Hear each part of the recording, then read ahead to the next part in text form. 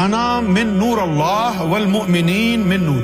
تو جب ہم نے زبان سے کلمہ پڑھا اور پھر دل کے اندر بھی وہ کلمہ اترا، وہ نور اللہ کا وہی نور محمد رسول اللہ میں، اللہ کا وہی نور مولا علی میں، اللہ کا وہی نور حسن و حسین بی بی فاطمہ میں اور آل رسول.